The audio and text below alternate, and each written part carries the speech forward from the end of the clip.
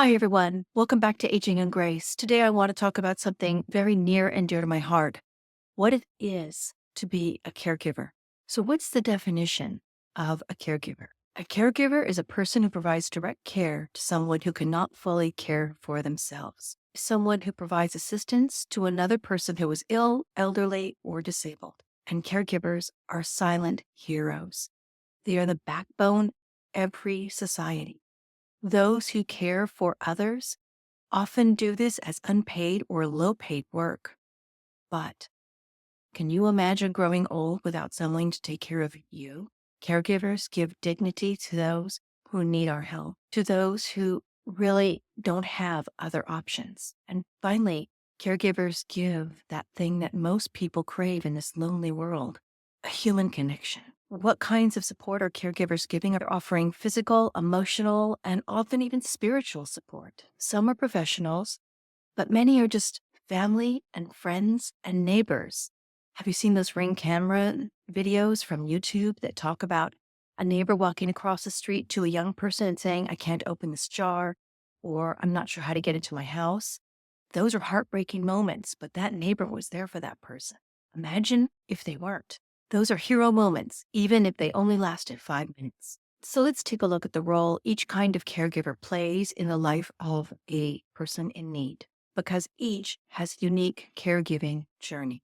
So in the family circle, there are spouses, adult children, and other family members. Common issues these kind of caregivers face are emotional stress. It takes a lot of emotional energy to care for someone else. Role reversal. When the adult child is caring for the parent, it can be confronting to both, especially in the early days. Financial burden. No doubt about it. Growing old in many places, especially in America, is a costly endeavor. If you have medical issues, it can be one of the most expensive times in your life. And most people are not prepared for that cost burden. So often family members have to step in and support. It's a real life choice, right? Because you might have kids at home. You might be trying to manage your own financial burdens, but you want to be able to give something to support your loved one. And also burnout from the long hours without relief. That's why it's so important for you to reach out, have a network of people to support you, because these are real challenges facing caregivers today. Let's talk now about professional caregivers and what they do. If the person is living by themselves, caregivers will often come to their home on a regular basis to do for them those things they can't do. Everything from making sure they take their pills to tidying up their house or providing a meal. These caregivers also offer the very important structure to their lives so that they have a rhythm to their lives. And of course, give them that human touch. And the other locations you might find these kind of professional caregivers are in assisted living or hospice care homes, but also in wellness centers. These senior centers can be super valuable to provide a place where elderly people who are still functioning can go, have a hobby together, having coffee together, and just find community. But caregivers are the backbone of making those things possible. So, what are some of the common issues facing this group of caregivers? Well, first of all, they have to manage their professional requirements and boundaries, but they do get emotionally attached to their charges. This can also be a kind of emotional stress because caregivers that are paid are still caregivers and they bond with those they care for and care about them. This can be a huge emotional burden on top of the fact that they've got to keep their professional boundaries. And related to that, they also are exposed to grief and loss. This is the nature of caregiving of the elderly, for instance. You know the inevitable will eventually happen.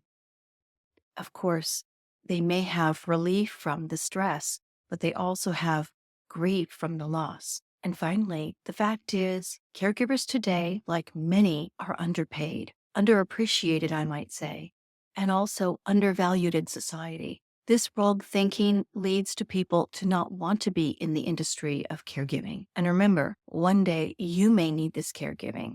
So take this into account. Professional caregiving is a real career choice. And these people deserve our respect and admiration and a living wage. I've also worked with the third kind of caregiver.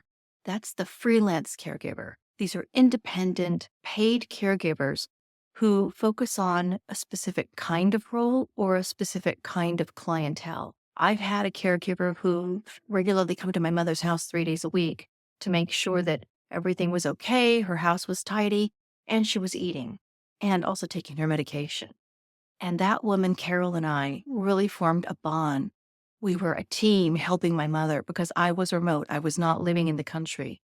And my mother needed that kind of support. Without Carol, I don't know what I would have done. You need to think of a couple of things when you're doing this. One is make a clear statement of what your ask is, what your needs are for your loved one.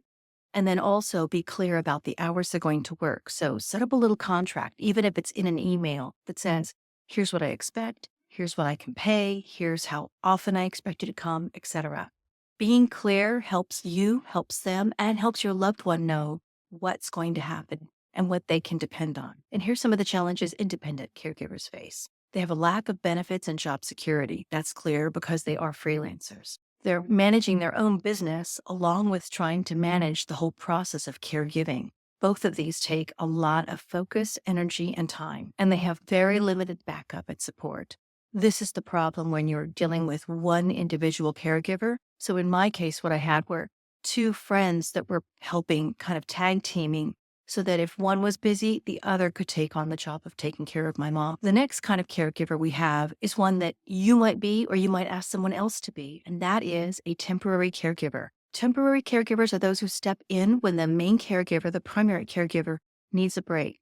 That can be a week away on a holiday, or it can be time to get home, take a shower, get dressed, and come back. Temporary caregivers are vital to ensuring that your loved one has the support they need, but the caregiver also has a moment for themselves. As mentioned, this is a stressful, time-consuming, exhausting business. So it's important to give every caregiver a break. So if you don't know who your temporary caregiver is and you are a caregiver, make sure you reach out and form that network. I've got a video on how to do that. I'll put a link here. And if you're an unpaid caregiver, like a spouse or an adult child, look into options with your church or your local community to find out, can you hire someone to do some temporary caregiving to give yourself a break? It can make a world of difference. And sometimes people in your community are willing to do this for free or for very low wages. It also might be that your local community or the government may pay for some of this assistance. And the kinds of challenges these temporary caregivers face are things like learning the routine very quickly because they've got to learn it so the caregiver can leave. Feelings of guilt or helplessness. They don't know how to find things. They don't know how things work. So it's really important to give them a little training, or I even had a little sheet that gave them all the key details. And that way, if you had different temporary helpers, they all had that sort of cheat sheet to work from. It's something that takes you maybe 20 minutes to put together, but it will save you hours of trying to have a communication with each and every person who comes in to help. And then, of course, the emotional pressure of short-term engagements. I mean, if they're going from short-term engagement to short-term engagement, for instance, it can be also draining and costly to drive back and forth and things like that. That's why finding people in your community are really helpful. And the last one is long-distance caregivers. That's what I've been for the last 20 years for my mom. These are family members who coordinate care from afar, often travel in, as I did, 4 or 5 times a year to take care of my mom, especially when she needed something specific to happen. All the doctor's appointments, everything. I coordinated it and flew in so I could take her to those appointments. Also, of course, managing things like finances and managing the other caregivers. All of these things can be managed from afar. This is great news for those of us that live a few hours or a few thousand miles away from the people we're trying to care for. But of course, there are also issues we face, right? Guilt and stress over being so far away. When you've got 12 hours to travel, but you need to be there right away, it's extremely stressful. Sometimes you can't be there to see how things are really going on, and that has a feeling of helplessness attached to it. So that's why having these local people come in and hopefully even send photos or little videos or FaceTimes that you can do so you could see your loved one and you could see the helper, have a little chat. Those are things that help alleviate those issues. And of course, the cost of travel and logistics. I mean, it must be said, this is hugely expensive to have to travel in to visit a loved one on the regular. And finally, the thing that I faced was later in my mom's life, she wasn't able to use a telephone anymore. So I couldn't call her unless a caregiver was there who could call me, and then we could do a FaceTime, the three of us. And that was really brutal because I had no real contact with my mom for weeks at a time, when in past years I talked to her almost every day. So that was a real loss of my sense of not only sort of control of the situation, but a sense of connection with my mother. And that really hurt. That was difficult. The caregiver's journey is a difficult one, but a valuable one. It's valuable to the loved one, it's valuable to the caregiver, and it's valuable to society. We need caregivers. So, no matter what kind of caregiver you are, we all share one thing: a heartfelt desire to help those in need. Caregivers give deeply of themselves, often without asking anything in return. They are the real heroes of our society. But caregiving can be overwhelming. That's why it's so important to build a support network and learn to ask for help. And if you're a caregiver looking for a supportive network, you're in the right place. And I'll see you next on Aging in Grace.